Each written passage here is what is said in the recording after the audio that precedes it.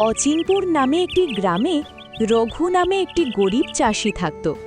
তার স্ত্রী ও একটি ছেলে ছিল। রঘু দিন-রাত জমিতে কাজ করত। তারা খুবই গরিব ছিল।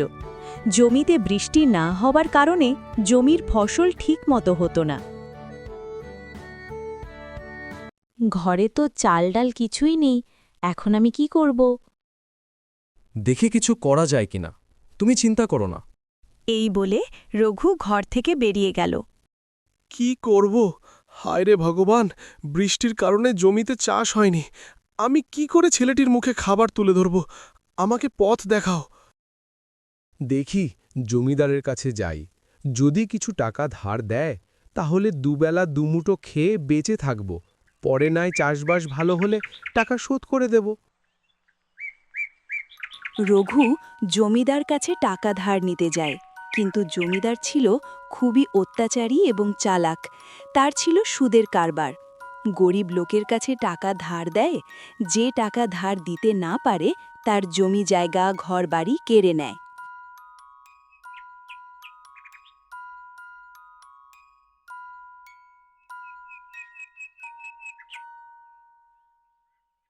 আরে রঘু যে, কি মনে করে? টাকা পয়সা লাগবে নাকি? হ্যাঁ জমিদার মশাই, খুব বিপদে পড়েছি, তাই কিছু টাকা ধার নিতে এসেছি।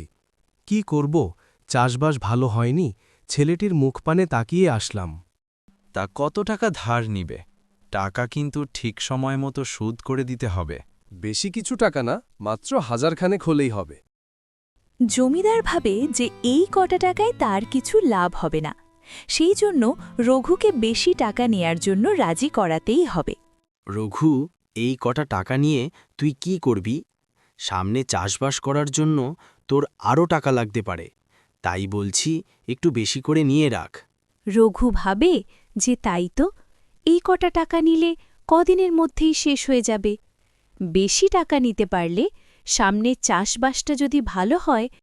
ঠিক আছে জমিদার মশাই, আপনি তাহলে আমাকে 10,000 টাকা মতো দাও।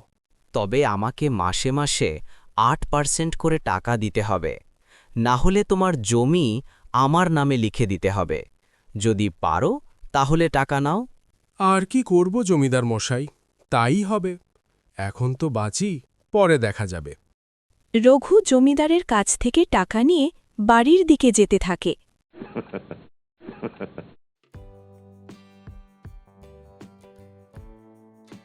বাজারের দিকে যেতে থাকি, কিছু বাজার করে নিয়ে আসি, ছেলে বউয়ের মুখে কিছুটা তুলে দিতে পারবো। হে ভগবান, তুমি রক্ষা করো।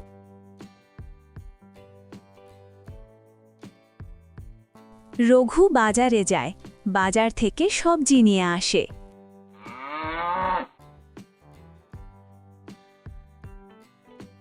রঘুর বউ রঘুর হাতে বাজার দেখে মনটা খুশি হয়ে যায়। তুমি টাকা কোথায় পেলে?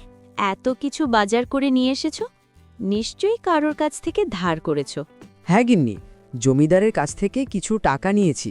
তুমি তাড়াতাড়ি রান্না করো, অনেক দিন ভালো মন্দ খাইনি।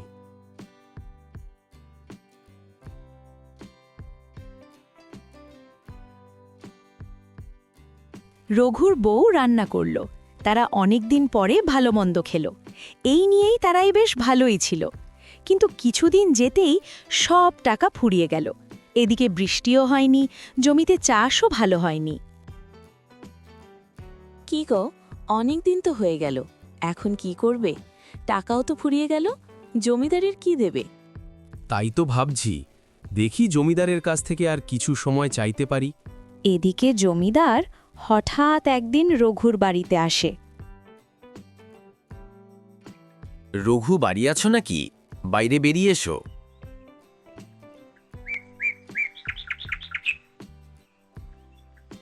রঘু, মাসের টাকাটা দাও, অনেক দিন তো হয়ে গেল।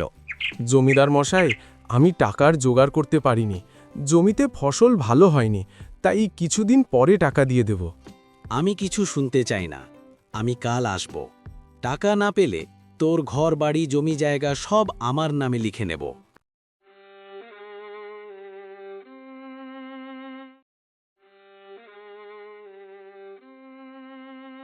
এখন কি করব?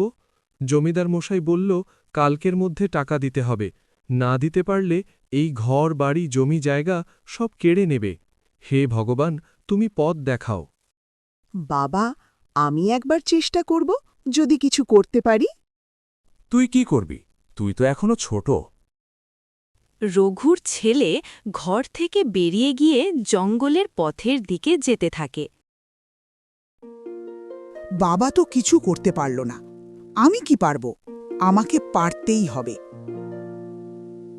এই জঙ্গলটা বেশ গম্ভীর, চারিদিকে তো কাউকে দেখতে পাচ্ছি না। তখনই একটি সাধু হঠাৎ তার সামনে এসে দাঁড়ায়। কে তুমি?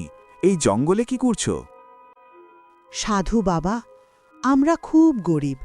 জমিদারের কাছ থেকে টাকা নিয়েছিলাম, পরে আর সুদ দিতে পারছি না বলে জমিদার আমাদের জমি জায়গা ঘরবাড়ি কেড়ে নেবে বলেছে। এই নাও, তোমাকে একটা জাদুর কোদাল দিচ্ছি।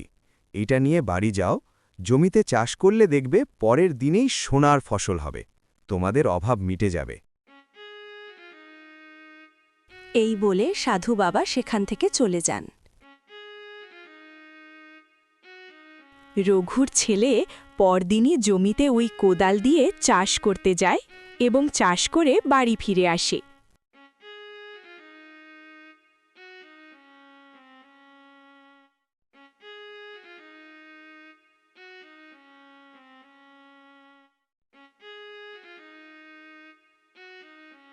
গিন্নি, তাড়াতাড়ি ঘর থেকে বেরিয়ে আসো, দেখো কি ঘটেছে।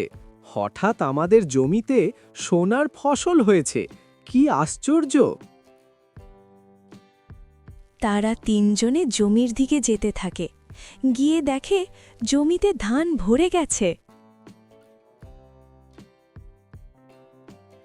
তারপর তারা সেই ধান বিক্রি করে তারা বড়লোক হয়ে যায় এবং জমিদারের সব টাকা শোধ করে দেয় এবং গ্রামবাসীকেও অনেক সাহায্য করে। গ্রামবাসীরা কোনো সাহায্য চাইতে রঘুর কাছেই যায় এবং রঘু তাদেরকে সাহায্য করে।